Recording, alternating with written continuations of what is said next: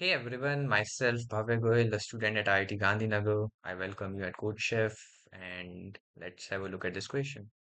So yeah, today's question is expected cost. In this question, we are initially on a one-dimensional number line, initially at x equal to 1, and we want to reach the last n plus 1. And in one operation, we can do any of the following actions. So either we can move to the next cell in the number line by incurring a cost of a of x, or we can like from any x we can go to any of the random positions by incurring a cost of b of x with the probability of each position as n 1 upon n plus 1. So if we are on, let's say, this position, then with the probability of 1 upon n plus 1, we can go to any of the cells by incurring a cost of b of x. Now, what we need to do is we need to find the minimum expected cost to reach the last cell if we are making the decisions optimal. So yeah, this is pretty much the problem statement. Now, in the input format, we'll be given a single integer t, which denotes a number of test cases, and will be given the number of integers, the number of points we have in the number line, and the second and the third line contains the costs A and B. In the output, we just need to print a single number that is a minimum expected cost to reach n plus 1. And we also need to make sure that the absolute error or the relative error does not exceed 10 raised to the power minus 6. Now, in the constraints, will be given that the number of test cases will be in between 1 and 10 raised to the power 4, and would be in between 1 and 2 into 10 raised to the power 5, and A of I, B of I would be in between 1 and 10 raised to the power 6. Now, it is also given to us that the sum of n won't exceed 2 into 10 raised to the power 5, so the order of time complexity that we can come up is like either of n or something like n log n. Right. So yeah, now let's understand the problem better by seeing these test cases. So in the first test case, we are given 1 as the n, 5 as our a of 1, and 2 as our b of 1.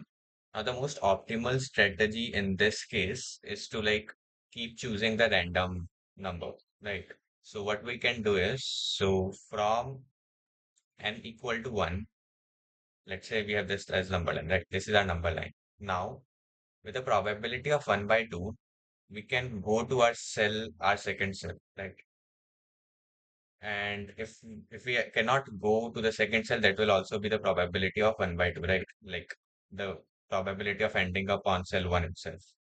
Now, the probability of reaching 2 in I number of moves is going to be equal to 1 upon 2 raised to the power I. This is basic geometric progression. So what we are doing here is, so let's say I is the total number of moves in which we are reaching to, right? So we know that in 1 upon 2 raised to the power I minus 1 number of moves, that is, in the first move, we cannot reach 2, so we have to come back on 1. And second move also will be on 1. And third move also will be on 1. And so on up till I minus 1 moves. And in the ith move, we'll go to the 2. So the probability of reaching to in I number of steps is going to be equal to 1 upon 2 raised to the power I. Now, what is going to be the cost of it? It is going to be equal to 2 times I. Why? Because we are taking I number of moves, and 2 is the cost associated for one move. Now, to calculate the expected value, it would be the summation of I from 1 to infinity of this 2 times I up into 1 upon 2 raised to the power I.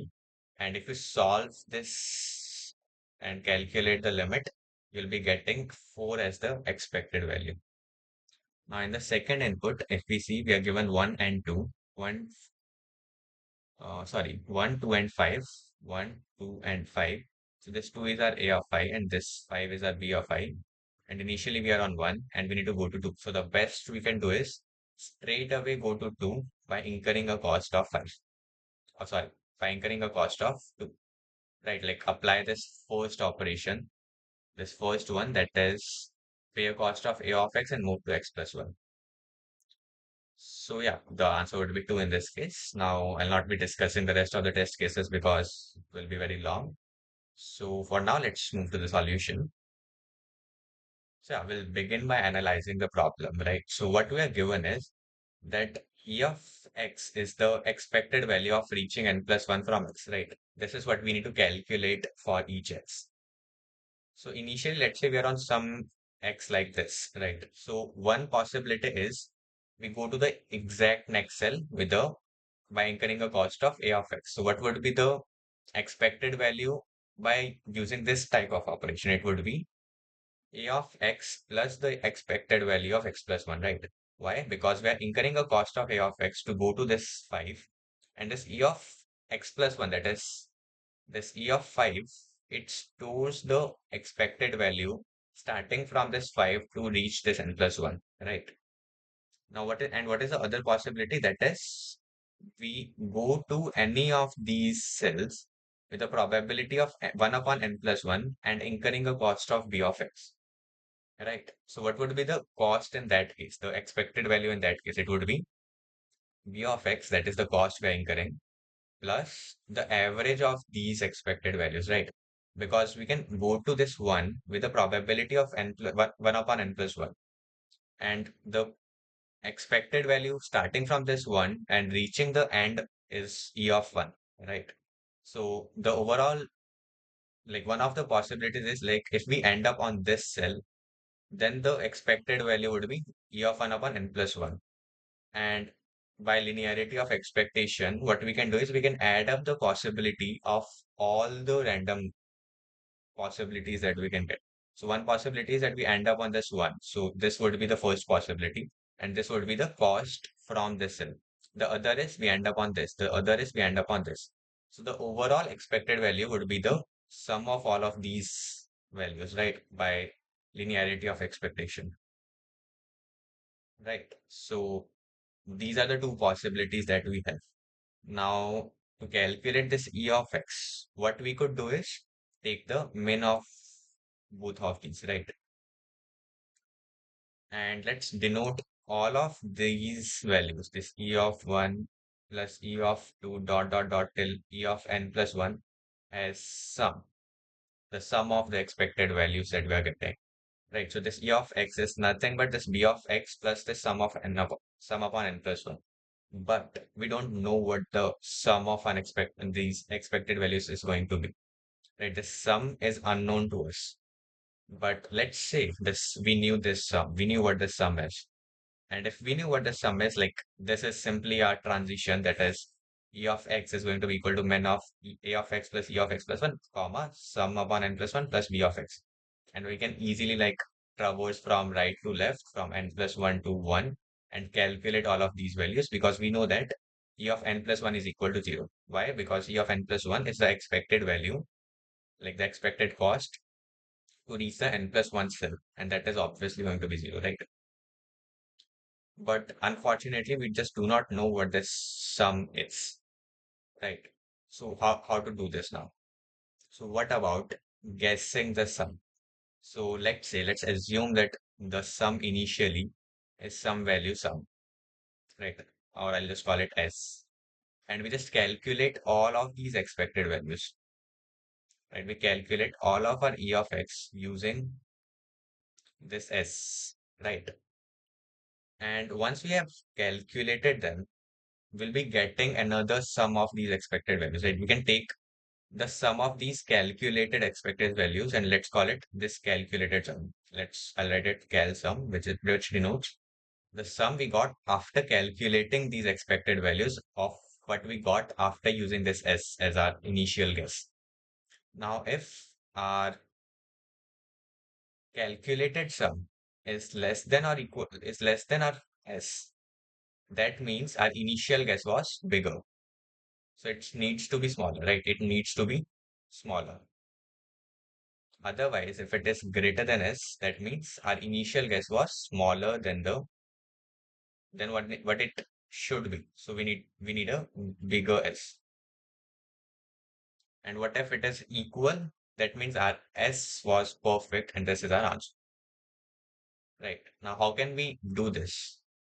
So for doing this, what we can do is we can use binary search and we'll be very soon proving if binary search would work or not.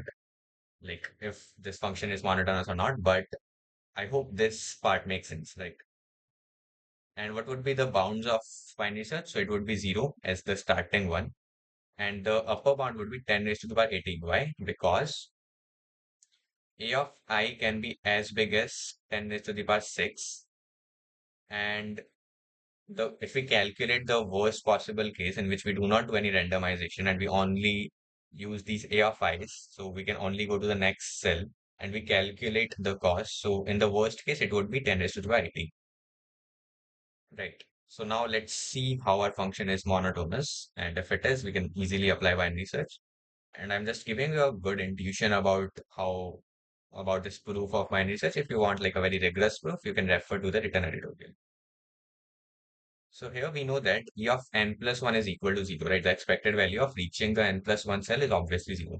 So E of E1 is the cost, E1 is the expectation we get using this sum 1, and E2 is the expectation we get using this sum 2.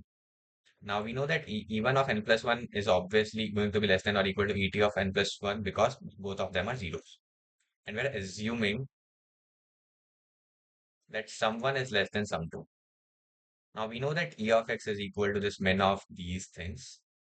And so if we just take the first case, we have E1 of x plus 1 plus A of x less than or equal to this. Why? Because we can just cancel them out. And we know that E of n plus 1 is equal to 0. So both of them would be 0 initially. And this is going to be true. And similarly, sum 1 upon n plus 1 plus b of x is going to be less than or equal to this. Why? Because these will get cancelled. These will get cancelled. And we know that sum 1 is less than sum 2. Right? So both of them are going to be like less than this. So we can say that E1 of x is less than or equal to E2 of x. And by induction, we can just prove that it is true for all of them. And hence we can say that our function is a monotonous function. Now again, if you want like a more detailed proof, you can refer to the written editorial. Now let's discuss the time complexity of our solution. So we have the lower bound is 0, as we discussed. We have our upper bound is 10 is by 18 for the sum of expected values. And we want a precision of like almost 10 is to the power minus 6. So we'll be binary searching on almost 10 is to the power 24 operations, right? Which is equivalent to, like if we take the log 2 of this, it is almost equivalent to 100 operations. So the overall time complexity would be 100n, which would easily pass all the test cases. So yeah, this is pretty much the whole solution. Now let's discuss the codes in C++ and Python. So yeah, this is the code in C++. So we are beginning by taking an input of all the test cases, the number of test cases, and calling this function for each test case. We're taking an input of n, a, and b. We are defining our DP array globally over here just to save some time. Here we are just running our binary search algorithm. So we are defining the lower bound, upper bound, and the best sum we have got so far. The best sum is like the best possible sum, and the answer stores the DP1 of that, right? Because we want to calculate the answer from the first position. And here is this feasibility function, like which would return us. We'll just ignore this line, but yeah, it will return us these two values. That is the calculated sum after calculating all the expected values and the expected value of starting from 1. So we'll be checking for the mid and it will give us a calculated sum and the first value of the E of 1. And now if our calculated sum is greater than or equal to mid, that means it needs to be made smaller. So we'll make I equal to mid. Other and will mark as best sum equal to the calculated sum and our answer is TP of 1. And oh sorry, if like our calculated sum is greater than or equal to mid, that means our sum needs to be bigger. So we'll increase I to mid and best sum is calculated sum and answer is TP of 1. Otherwise, if our calculated sum is less than mid, that means our sum needs to be smaller than what it is. So we'll put j equal to mid. And if at any point we get the calculated sum equal to the mid, that means the guessing sum, the guess sum will break from the loop. And in the end, we'll simply print our answer. So yeah, this is pretty much the whole solution in C++. The time complexity is n into 100 as we discussed. Now let's see the solution in Python. So we'll start by